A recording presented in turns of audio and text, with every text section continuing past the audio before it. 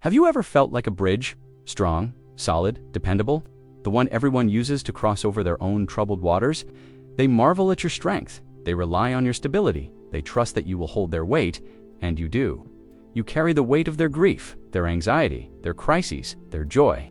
But what no one ever sees, what you barely allow yourself to acknowledge, is the silent, relentless strain on your own foundations. The hairline fractures that appear after 1,000 heavy journeys, the exhaustion of being constantly exposed to the storm. You are the bridge. But who, you wonder, in the dead of night, will help you carry your own weight? This is for the strong friend, the rock, the therapist of the group, the one with the old soul and the steady advice, the one whose phone is always on, whose door is always open, the one who is, by all accounts, always fine. You've been given this title, this role, and you play it so beautifully, so convincingly, that everyone, including yourself, sometimes believes the performance. But underneath the persona of unshakable strength, there is a profound and unspoken pain. It is the pain of being a sanctuary that never gets to be sacred for itself.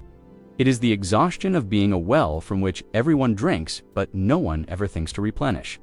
This isn't a story about resentment. It's a story about a deep, structural imbalance that you learned to call love. Let's talk about the unspoken parts of being the strong. One, not to dismantle the beautiful care you give to the world, but to finally, turn some of that care back toward the person who needs it most.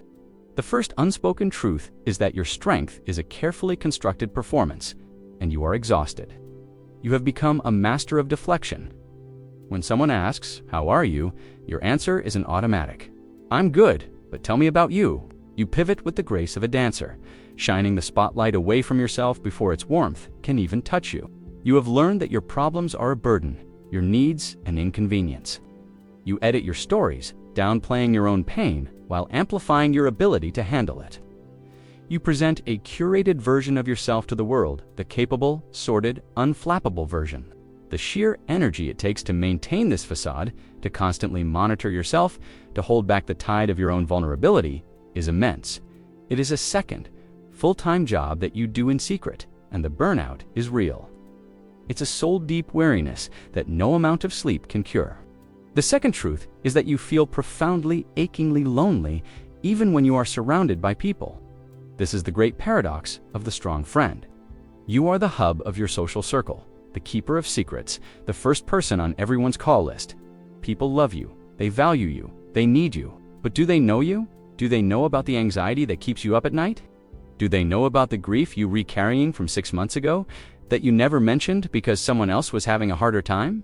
Do they know that your "I'm fine" is a fortress wall? The loneliness comes from being deeply connected to everyone's humanity, but feeling completely disconnected from your own in their presence. You are seen as a resource, a utility, a function, the problem solver, the listener. And when you are loved for the role you play rather than for the messy, complex, and needy human you are, in essence, completely alone. This leads to the third unspoken pain. You don't know how to receive. The act of being cared for is a foreign and deeply uncomfortable language. When someone offers you help, your first instinct is to refuse. No, I've got it. When someone gives you a compliment, you deflect it. When someone tries to listen to your problems, you feel guilty, as if you are burdening them, as if you are breaking some unwritten rule. This isn't humility, it's a trauma response. You learned, likely very early on, that your value, your key to belonging, was in your giving. To receive care feels like going into debt. It feels like you are failing at your one essential job, being the one who doesn't need anything. So you push away the very care you are starving for, creating a self-perpetuating cycle of depletion and isolation. And why is this? The fourth unspoken truth is that this role was likely assigned to you, not chosen by you. This pattern didn't begin with your current friends. It began long ago in the soil of your childhood. Perhaps you had a parent who was emotionally immature, and you had to become their confidant, their little therapist. Perhaps there was chaos or illness in your home, and you learned to be the quiet, responsible, no-fuss child to avoid adding to the burden. Perhaps your own big emotions were met with dismissal or punishment, so you learned to suppress them and focus on the emotions of others instead. You learned that love and safety were conditional. They were earned through your ability to be useful, to be mature, to be strong. You became a parentified child, a miniature adult. And you carried that identity, that survival strategy, into every relationship that followed. You don't know how to be any other way, because for so long, this was the only way to survive. The fifth pain is the invisible weight of 1,000 secrets. You have become a vault for the pain of others. You carry their stories of heartbreak, their career anxieties, their family dramas, and you hold it all with grace and compassion. But this emotional labor is heavy. It accumulates. You absorb the energy of other people's traumas and stresses, and you have nowhere to put it. You are a container with no release valve. This is why you sometimes feel irritable or numb for no reason. It's why you feel drained after a long phone call that was supposed to be a catch-up. You are carrying the psychic weight of a dozen lives with no one to help you carry the weight of your own.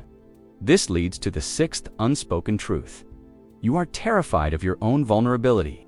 You have a deep-seated fear that if you were to finally break down, if you were to show the cracks in your foundation, you would be abandoned. You believe, on some subconscious level, that your strength is the price of admission to your friendships.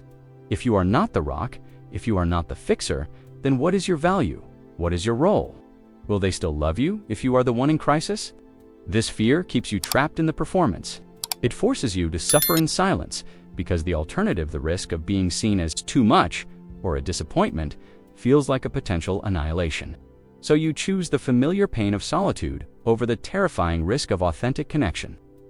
And finally, the seventh unspoken pain is a quiet, simmering resentment that you feel deeply ashamed of. It's a flash of anger when your phone rings late at night, and you know it's another crisis. It's a bitter taste in your mouth when you realize no one asked you a single question about your life for an entire hour. You immediately feel guilty for these feelings. You label yourself a bad friend, but this resentment is not a character flaw. It is a vital, healthy signal. It is your soul's alarm system telling you that your boundaries are being crossed. It is the part of you that has not been tamed, the part that knows you deserve reciprocity.